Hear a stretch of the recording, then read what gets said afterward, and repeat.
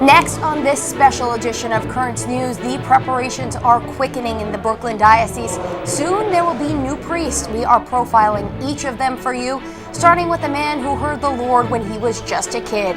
At the Vatican, Pope Francis ordained 19 men to serve God's people in Rome. What the pontiff told them is coming up. A church in Brooklyn wants you to become part of a great tradition in the diocese that is over a century old. Plus, be on guard against a scam that's hitting the diocese. Crooks are posing as pastors. The news starts right now.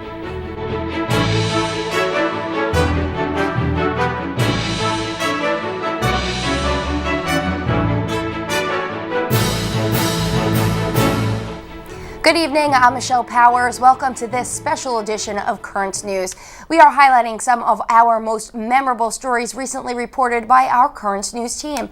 We begin with the story that is so important to the Brooklyn Diocese, new priests. In June, 4 men will answer God's call. We are profiling them for you, starting with Deacon Falchi, who listened to the Lord, and many others. Current News' Katie Engesser has his story.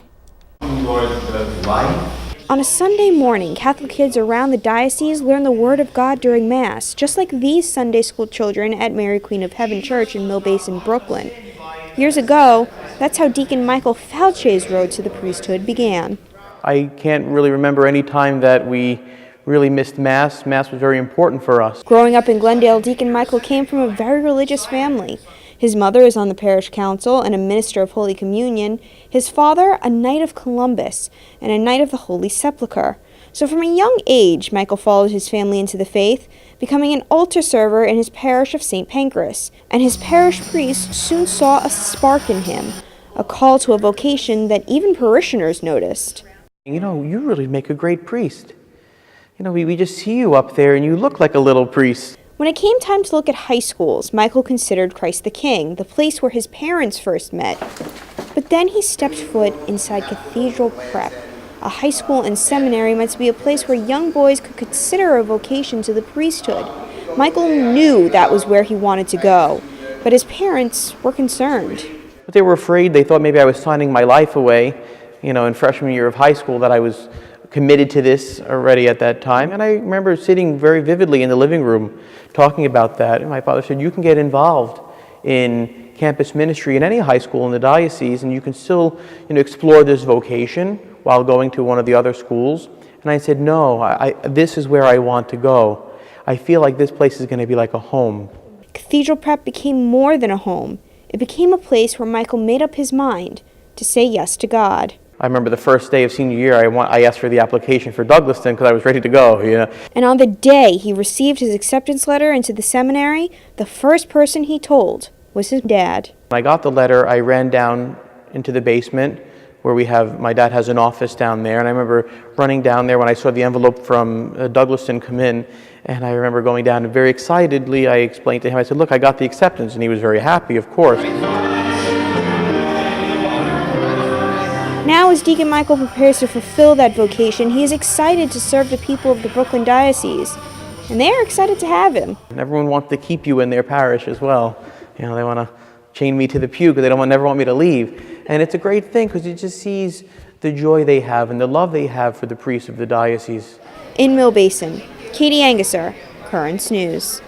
The Holy Father, Pope Francis, welcomed over a dozen men into the priesthood last Saturday. They come from all over the globe, and they are giving their lives to serve God's people in Rome.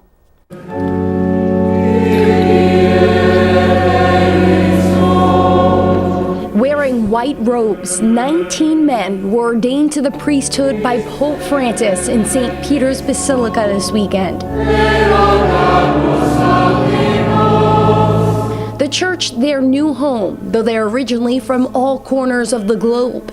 Italy, Japan, Peru, and Haiti, a true example of the global church. During his homily, the Holy Father told the new priest to always follow the example of the Good Shepherd, who didn't come to be served, but to serve. Partecipa del ministerio di Cristo. Sia gioia e sostegno ai fedeli di Cristo, il profumo della vostra vita, uomini di preghiera, uomini di sacrificio. The Pope also asked them to be closely united to their bishops, their brother priest, and most importantly, the people. He advised them to pray with intensity and live out the Eucharist with faith. Mai si può fare un'omelia, una predicazione senza tanta preghiera con la Bibbia in mano. La celebrazione dell'Eucaristia è il sommo della gratuità del Signore. Per favore, non sporcarla con interessi meschini. The ordinations came as the Church celebrates the World Day of Prayer for Vocations.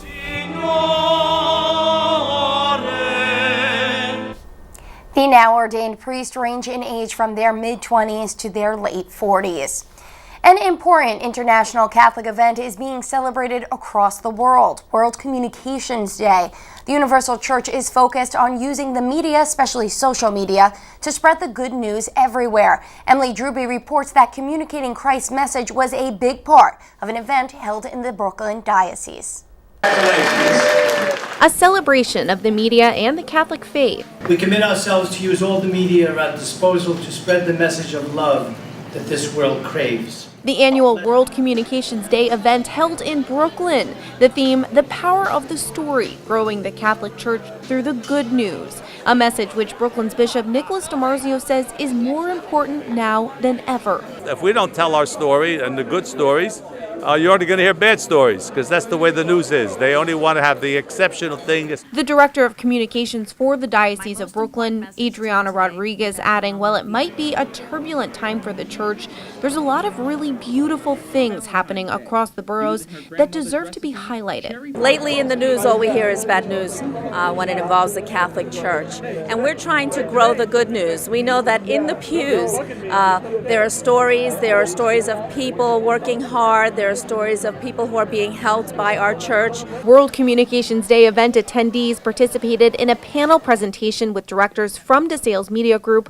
on exactly how to spread the good news. The success stories are endless, and the love of humankind knows no boundaries. Learning what makes a good story, and as Vito Formica, the executive director of news content and development for DeSales Media Group, explains the importance. Today's message is really about storytelling, the power of the story, how parishes, pastors, anyone within the church can use the power of storytelling to evangelize. And it's really not done enough. The vicar for communications in the Diocese of Brooklyn, Monsignor Kieran Harrington, explains in present times, an important part of that storytelling is social media. How is it that we can take the gospel that Jesus has spoken and make it alive for us today? How can we see that that word is not a word spoken simply 2,000 years ago, but is alive for the people in Brooklyn and Queens right now in 2019? Keynote speaker Monsignor Sean Ogle says using new media is essential to spreading the faith. For any minister of the gospel, you have to use every possible means of reaching people, whatever the media is, traditional, new, old, digital, knocking on doors, whatever. All of those things have to be done. He's managed to successfully integrate a digital presence into the daily lives of his parishioners at Our Lady of Mount Carmel Church in Astoria, using social media, YouTube, smart TVs, and the web to help spread the goodness and the vitality of his parish. For his success, he received the St. Francis de Sales Distinguished Communicator Award presented by Bishop Nicholas DiMarzio. A successful event working to make the ties between faith and the media even stronger. Last year's winner of the St. Francis de Sales Distinguished Communicator Award was Ed Wilkinson, the editor emeritus of Brooklyn Diocese's tablet newspaper. A Brooklyn church wants you to take part in a century-old tradition, the job hoisting a 4-ton, 7-story tower into the sky over Williamsburg, lifted by manpower alone. Currents News' Tim Harfman reports volunteers are needed for the first time in history. Strike up the band. Our Lady of Mount Carmel Church is preparing for its annual Giglio Feast with a feast. The tradition featuring 100 men under the steel beams of the Giglio structure, lifting the 72-foot tall, 4-ton tower. At the top, an Italian saint. At this dinner, most of these men have been part of it for decades. For as long as I can remember. But in order for the Giglio to continue soaring through the Williamsburg skies, extra manpower is needed. At my age, the body, the joints don't hold up like they used to. For the first time in the 100-plus year history, they're holding a recruitment drive. Monsignor Jamie Gigantiello is Our Lady of Mount Carmel's pastor. He says this year's feast will go on as planned, but recruiting new members is vital to lift the future of the Italian-American tradition. It's very hard to get the younger generation involved. Many of the lifters that are lifting today, they grew up in the neighborhood. But since the neighborhood have changed, many people moved away. Nearly 20 new people have already signed up. Nino Colombo grew up in Williamsburg and attended the feast as a child. He explains why he's getting involved almost 4 decades later. Try something new for a change. Support a friend of mine who's been doing this for 22 years. Sammy Kosiari also grew up in the Brooklyn neighborhood. Now a Long Island resident, he's returning to his roots. I finally, found myself like, hey, I've never been a lifter. I had an opportunity, so I wanted to take advantage of it. But the feast isn't only about tradition, it's about faith. These men lift the Giglio in memory of their late family members and friends. You're carrying the weight of the world on your shoulders, okay? So you're kind of doing penance for the people that can't do it for themselves. It's not too late to sign up. Go online at olmcfeast.com. This year, Giglio Sunday falls on July 14th. In Williamsburg, Brooklyn, Tim Harfman, Currents News. There's a lot more news headed your way on this special edition of Currents News. A hateful trend is spreading across the nation, attacks on Jewish people. An in-depth report coming up. Plus, a new exhibit is highlighting a painful moment in history, the Holocaust, how the creators hope remembering will stop it from happening again. Boys in the Brooklyn Diocese earn a top honor, why they are dedicating their lives to helping others. Do you have a story idea or want to share a tip? Email us at newstips@desalesmedia.org or call our 24-hour number, 718-517-3122. We'll be right back.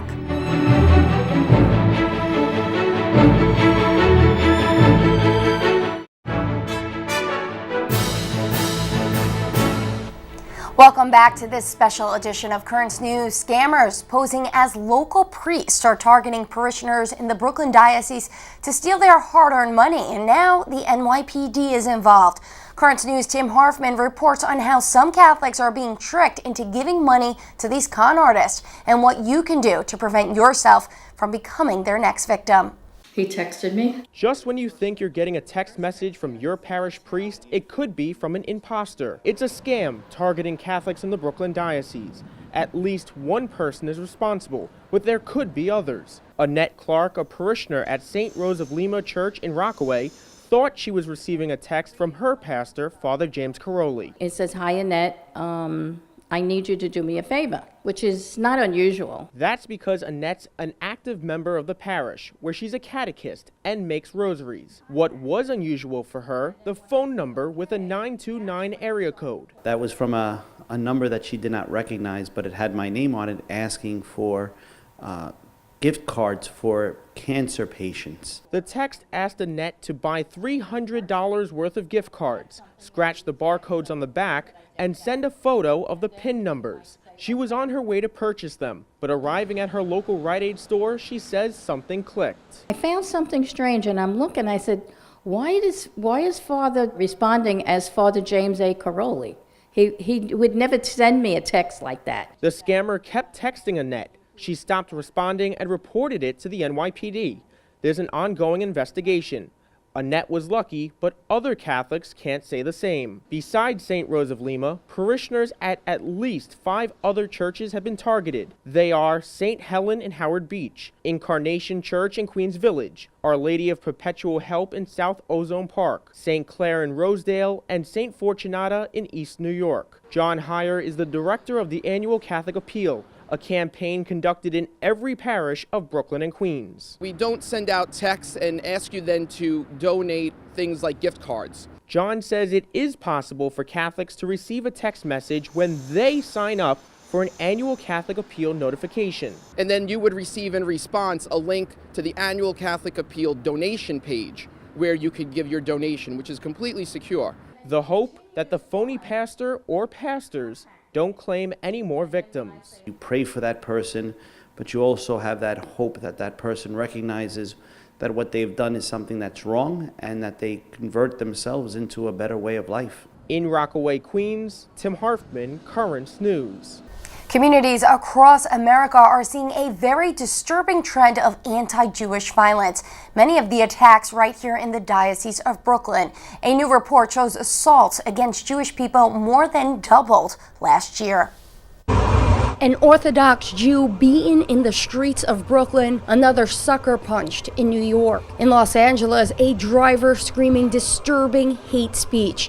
And exactly 6 months apart, shooters attacking American synagogues during services with the intent to kill. Pittsburgh last October, 11 lives lost in the worst act of anti-Semitic violence in American history. Poway in April, killing one worshiper. The direct threat against American Jews as victims of vandalism, assault, and even murder is at alarming levels. We're talking some of the highest numbers of incidents that we've ever seen. It's really kind of unfolded itself in a very ugly way. For a third year in a row, the Anti-Defamation League says anti-Semitic incidents in America rose to near historic highs. Each of the 1,879 dots, a physical manifestation of hate in 2018. The threat environment today is one that we haven't seen in this country in recent memory. George Salim oversees the ADL Center for Extremism. He says the threat is homegrown and overwhelmingly far right and white. There's this concept within white supremacist circles of accelerationism. That means that individuals feel like the white race is in danger and they need to act now. The evidence of the growing threat is plain to see. Synagogues now pockmarked with bullet holes. I was centimeters away from death.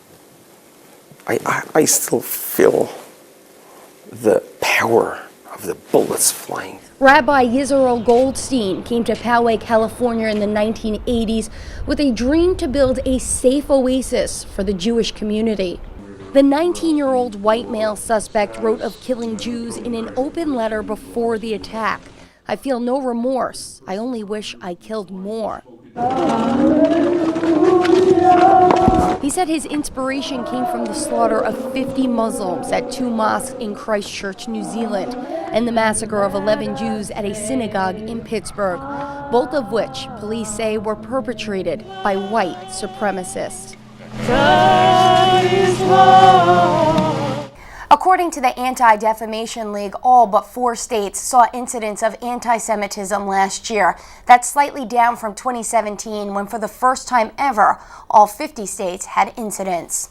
A new exhibit never seen before in the U.S. reveals the horrors of the Nazi death camp at Auschwitz. Currents News' Emily Druby was there for a preview of the living memorial and spoke to a survivor who is hoping the exhibit will prevent the horrific events from ever fading from memory. They select us who should live and who should die. We were taken to baths, we were shaved, our hair, and they took everything away from us. At 11 years old, Ray Kaner was brought to Auschwitz. She escaped, but millions didn't. And it should never happen again to anybody. Everybody has a right to live. On Holocaust Remembrance Day, Kaner previewing the largest Auschwitz exhibit to ever be shown in the United States. I'm glad that others will see it, but I, as a person, so much worse. Through over 700 pieces, the exhibit called Auschwitz Not Long Ago, Not Far Away shows a glimpse of the horror Kaner lived through. Suitcases packed by those unaware their ultimate fate in the gas chambers, an identifier badge meant to label Jews, the photographs of so many innocent faces without hope of survival, a child's doll and a child's shoe with the sock still inside, all reminders that the young did not escape the hatred of the Nazis. The exhibit depicting the atrocities of the Holocaust, but also explaining the road that led to this dark moment in history, which museum president and CEO Jack Klieger says is crucial. We feel very importantly that this is a lesson not only of what happened not long ago and not far away, but it's important that what hate can do. Not what hate did do, but what hate can do. For many, the exhibit serves as a reminder. Museum Chairman Bruce Ratner explaining this is especially important now. At a time when anti-Semitism and hate and bigotry directed at Jews should have been gone and past, we find that we need to again be vigilant. This freight car, along with all of the other items in the exhibit, sends a powerful message on the importance of remembrance. In Battery Park, Emily Druby, Currents News. The historic display is now open at the Museum of Jewish Heritage and runs until January 3rd. Still to come on this special edition of Currents News, they've hit the top of the Boy Scouts, the special and rare rank that they had to work so hard to achieve. And the tablet has a brand new page called Our Diocesan Family, where you can share your pictures of recent baptisms, Holy Communions, confirmations, marriage, all of the joyous sacraments. For more details and to submit your photos, go to thetablet.org/Our Diocesan Family. Your picture may be published in an upcoming issue of the newspaper. We'll be right back.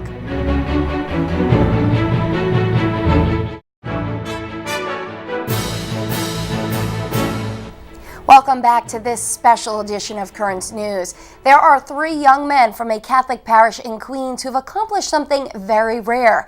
They've hit the very top of the Boy Scouts and are now Eagles. Currents News' Emily Druby reports.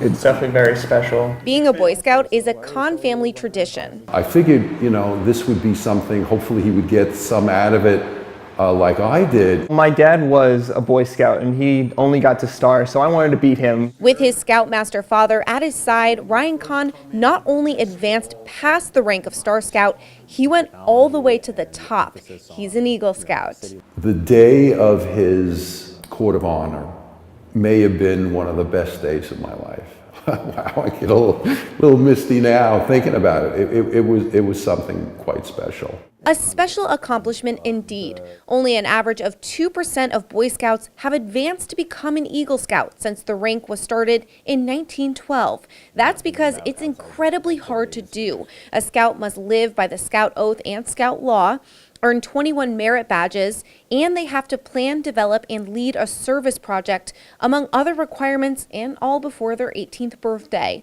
All tasks Bishop Nicholas DiMarzio, who was a Boy Scout, says builds character. They do well in life because they learned discipline and learned many skills that are important, and service, which is really part of what an Eagle Scout is about. Ryan, along with Vito Vaquero and Paul Russell, 2 other members of his troop, which is sponsored by St. Anastasia's Catholic Church in Douglaston, all rising to the Eagle Scout rank at the same ceremony together. After having done all the steps to get to here, it's nice to say that I'm here now. For their projects, Paul distributed 1,000 kits that will help health professionals get people's medical information quickly in an emergency. Vito revitalized a Queens Park, while Ryan renovated a Douglaston American Legion post. While they each had their own project, in true Scout fashion, the boys helped each other. Whether or not you need the help or not, it's great to have people there for you. Proof they live by the Scout Oath of helping other people, and that while the Kahns might be family by blood, the Eagles are family through the Boy Scouts. In Douglaston, Emily Druby, Currents News.